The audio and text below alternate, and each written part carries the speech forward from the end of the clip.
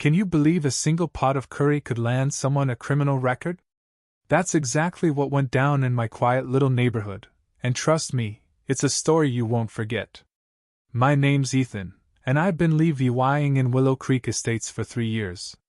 It's your typical suburban spot: neat lawns, tidy townhouses, and one HOA president, Linda Harper, who ruled like she owned the place. Linda wasn't just strict. She was the kind of person who'd measure your grass with a ruler and send you a fine if it was half an inch too long. Most folks steered clear of her, but I ended up in her crosshairs when I got hooked on cooking international dishes during the pandemic. It all kicked off one Tuesday night when I decided to whip up an Indian curry.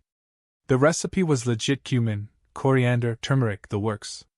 Toasting those spices filled my kitchen with this warm, mouth-watering aroma, but I knew it was strong.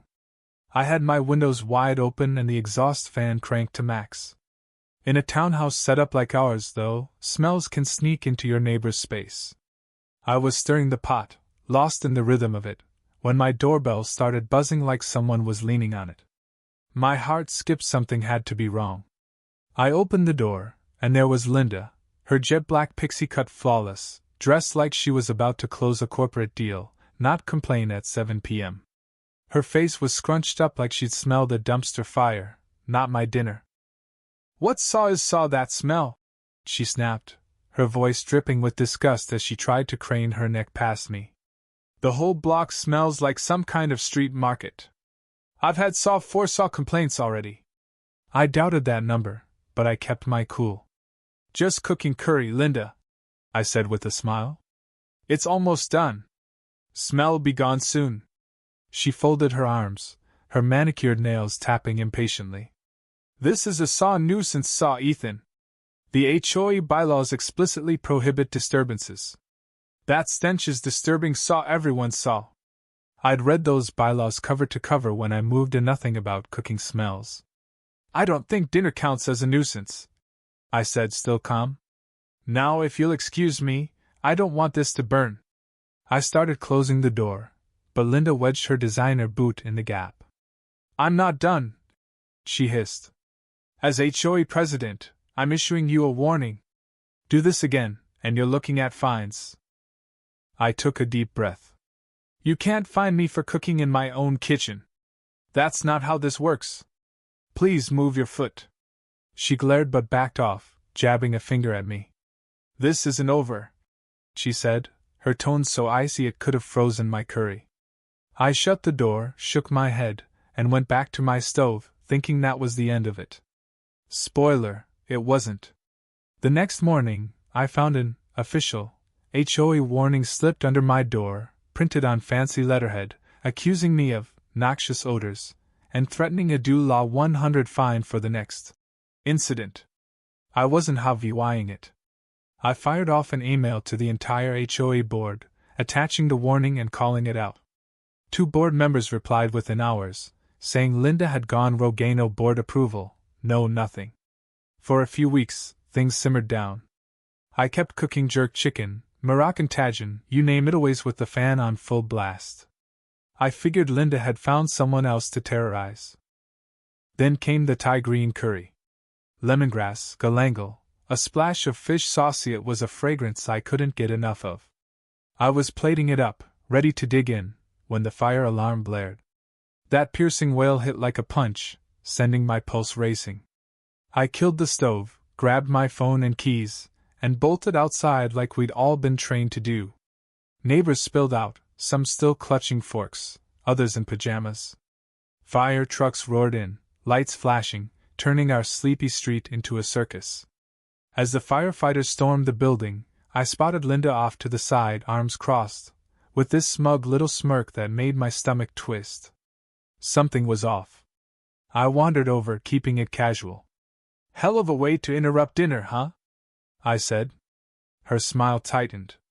"Some disruptions are necessary for safety, she said, her voice syrupy. I smelled something burning.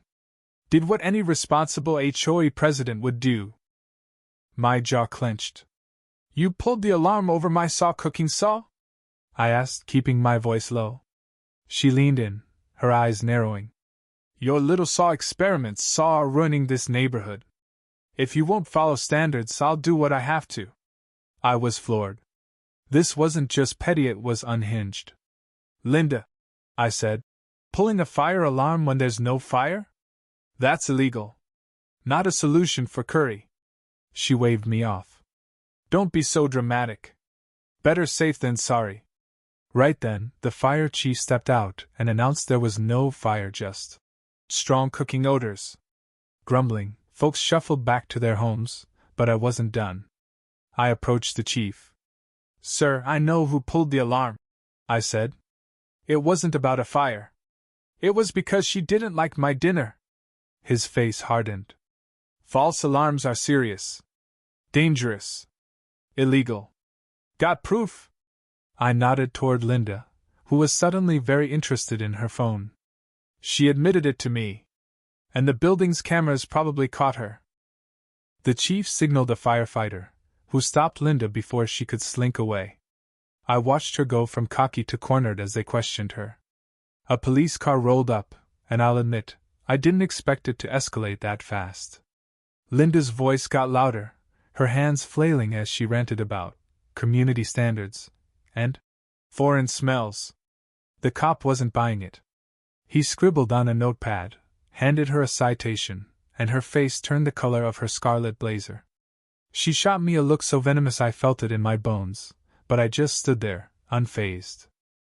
The next day, the HOA board sent an email not from Linda's account, but the secretary calling an emergency meeting about recent events and leadership concerns.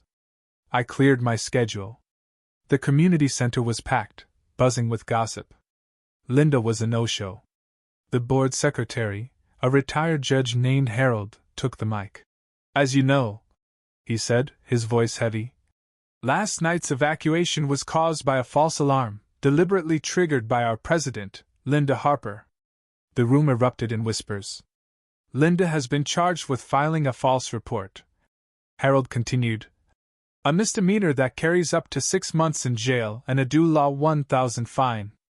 The city may also demand due law $2,500 for emergency response costs. You could hear a pin drop. Then Harold dropped the hammer. After an emergency session, the board has unanimously voted to remove Linda as president, effective immediately. The door flew open, and there was Linda, looking like she just rolled out of a storm. Her hair was a mess, her eyes blazing. This is so outrageous, Saw, she screamed. You can't do this. I've protected this community for 6 years, Saw. I was saving our property values from turning into some global food truck park. Harold didn't flinch. The decision is final, Linda. Your actions were illegal, reckless, and a liability to this association. The room was silent, but you could feel the satisfaction radiating from every resident who'd ever been on the receiving end of her wrath. Linda scanned the crowd, desperate for backup. Our eyes locked, and for a split second, I saw not just anger, but defeat. You'll all regret this, she muttered, but it was hollow. She stormed out, her heels echoing like a fading drumbeat. 2 weeks later, word got around, Linda took a plea deal. A due law $750 fine, 100 hours of community service, and due law $2,300 to the fire department.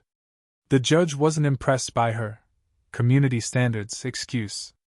She had a criminal record now, all because she couldn't handle the smell of my curry. I saw her one last time, getting into her husband's car outside the courthouse.